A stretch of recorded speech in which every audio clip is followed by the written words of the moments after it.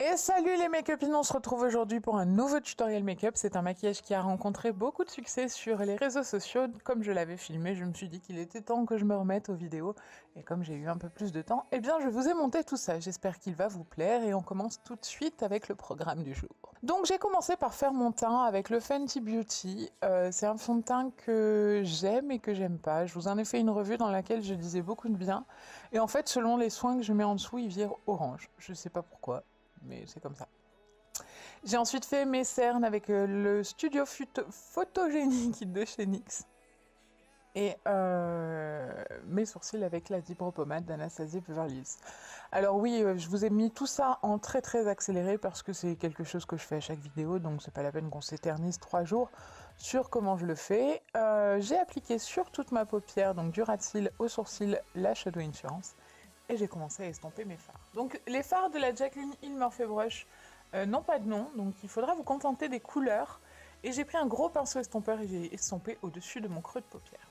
Avec un plus petit pinceau estompeur, j'ai pris un ton orangé plus soutenu et je l'ai dégradé dans mon creux de paupière et un petit peu au-dessus. Et je suis revenue appliquer de la couleur. Comme d'habitude, je prends bien mon temps pour faire mon estompe et j'y vais progressivement, par épaisseur de couleur, on va dire. Pour avoir quelque chose de soutenu et pas quelque chose avec des grosses barres de couleur. Je reprends le premier pinceau estompeur avec lequel j'ai appliqué ma première couleur et je viens flouter les bords pour que les deux couleurs se mélangent bien ensemble. Je reprends très exactement la même couleur que la deuxième fois et je réapplique pour avoir une intensité beaucoup plus forte. Cette fois avec un marron bordeaux orangé, je prends un pinceau estompeur plus petit et je viens l'appliquer dans mon V externe, uniquement dans le V externe pour le moment. Et je le remonte légèrement dans mon creux de paupière, donc je l'applique en le tapotant et en faisant de petits allers-retours avec ce petit pinceau estompeur.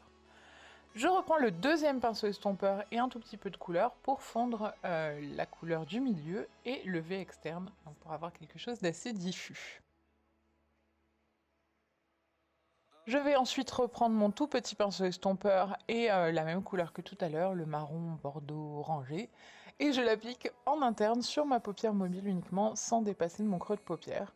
Et donc je viens fondre dans le creux de paupière cette couleur.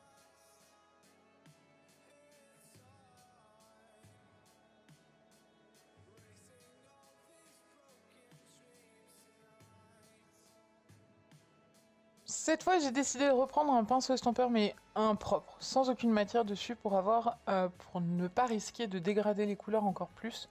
Donc, je l'estompe la couleur centrale très longuement, et s'il a des petits manques, je en réapplique.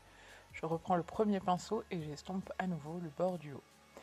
Avec la Mixing Solution de Kiko et l'enlumineur embellissement de NYX, qui est un très beau doré pâle, je viens faire une bulle dorée sur le centre de ma paupière mobile. Et ensuite, je reprends mon petit pinceau estompeur bordeaux, orangé et blablabla. Et je viens flouter mes bords, donc pour que le tout se fonde harmonieusement. Je suis désolée, hein, il y a souvent mon miroir au milieu, mais comme ça fait longtemps que j'ai pas tourné, eh bien, je me retrouve souvent à cacher ce que je fais. Dans la muqueuse, je viens appliquer le faux black en noir obsidienne. Donc ce sont des crayons qui tiennent très bien. Moi j'ai les yeux très humides, donc ça me prend beaucoup de temps pour l'appliquer, mais une fois que c'est accroché, ça ne bouge plus du tout. J'en mets donc dans ma muqueuse et en ras de cils inférieur, j'en mets vraiment, je charge bien cet endroit-là pour avoir une couleur bien prononcée que je vais pouvoir ensuite dégrader plus facilement. Donc comme je vous le disais, c'est une couleur que je vais dégrader, donc je prends un petit pinceau plat cette fois-ci pour faire mon dégradé, ça va me servir à bien étirer la matière, à avoir une couleur unifiée partout et ensuite à fondre le bord. Pour intensifier encore plus, je vais rajouter le sublime bleu de la palette Morphe Jaclyn Hill. Il est magnifique ce bleu, je ne l'avais pas encore utilisé et franchement il rend très bien. Je fais un liner indécent qui restera planqué derrière mon miroir. Pour le liner, je vous invite à revoir ma vidéo si ce n'est pas encore fait.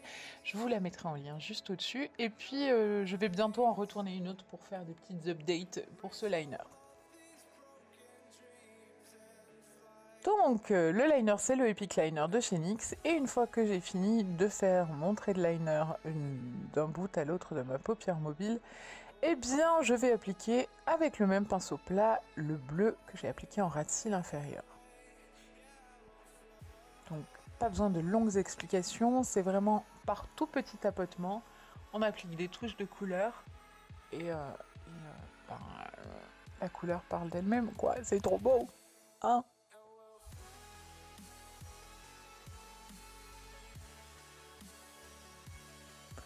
Une bonne couche de mascara avec le Better Senses de Too Faced.